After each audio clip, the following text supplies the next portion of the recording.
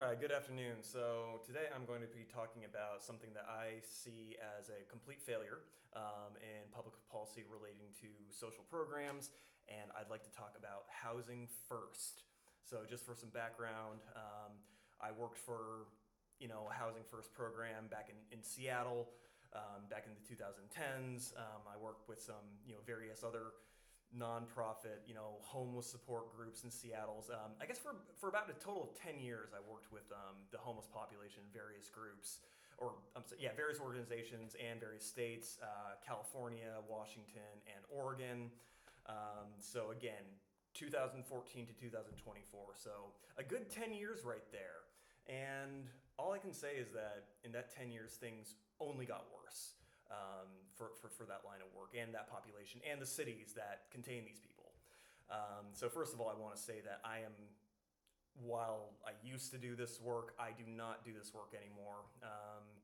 The last few years of it were really tough just because, again, it is a field that is heavily influenced by, I'll just say it, woke bullshit. It really shows you just how incapable of people on a certain side with a certain perspective are of maintaining problems like this. Again, they claim it's in the name of compassion and humanitarian support, but it's not. It's really I don't know what it is.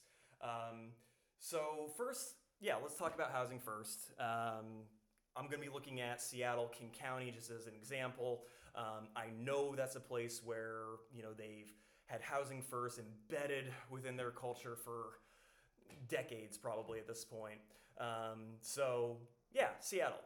So in 2015, Seattle had their point in time count, which we all know is very inaccurate and usually an undercount, had about 10,000 people. 2015. I remember back then that was still seen as wow, way too much. Back then, you really felt it. You could definitely see the tents, the garbage, the needles, the screaming, the harassment, just the basic chaos that this group of people causes pretty much wherever they go. And when they are coddled and when they are told that they're not doing anything wrong or behaving in a bad way, that they have all the excuses in the world to be how they are, yeah, it's going to get bad. And people from outside the state are going to see that. They're going to see Seattle as this place that just lets them do what they want, and rewards them for letting them do what they want.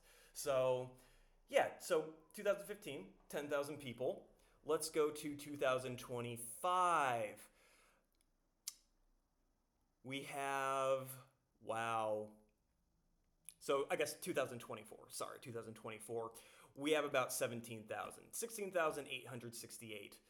That is about a 60% increase in homelessness. We also saw that in California. We actually 60%. Yes, California's experienced a 60% increase in about the same amount of time too as a state. I don't know what the total Washington numbers are, but this is just for King County, Seattle region, which is the most obviously populated area of that state. So in this time, now, when I started, first started working in 2014, I started working at a housing first site. It was specifically a housing first site. I don't remember exactly how many were in this organization I worked for. It was the Downtown Emergency Services Center. I wish they'd be defunded and just shut down. But yeah, they had a handful of sites across the city. And so if we are looking at the amount of housing first programs, so yeah, I'm using ChatGPT, sorry, but it's telling me that there was about 50 housing sites total around 2015, maybe dozens.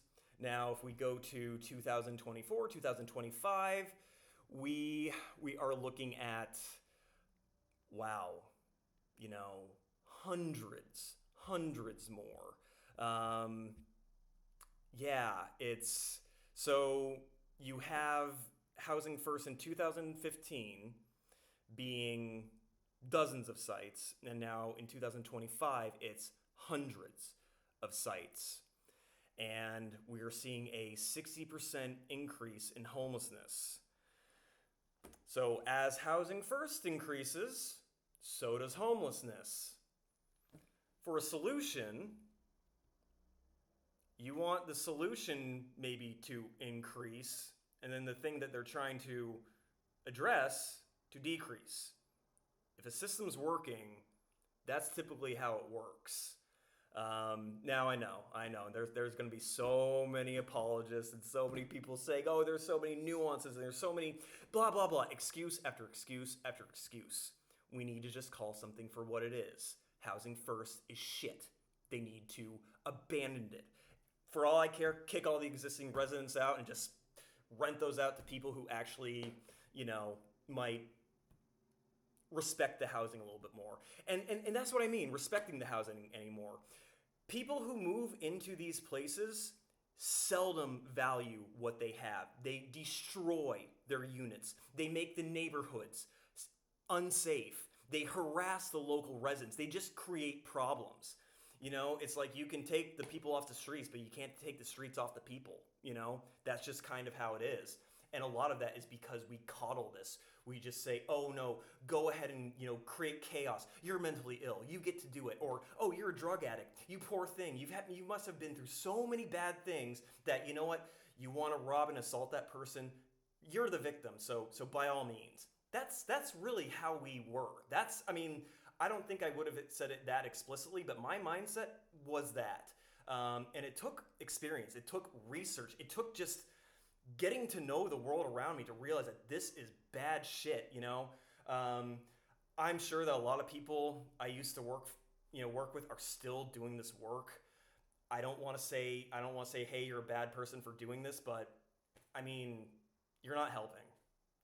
Like you could literally do anything else with your life and you would help society more than being someone who is working within the current system of working with homeless people.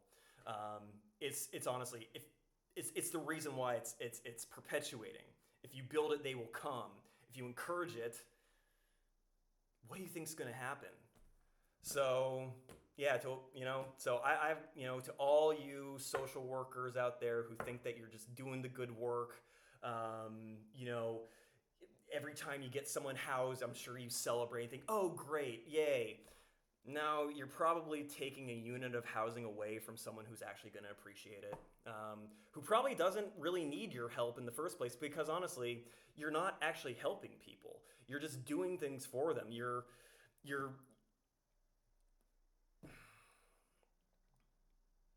anyways, it is what it is.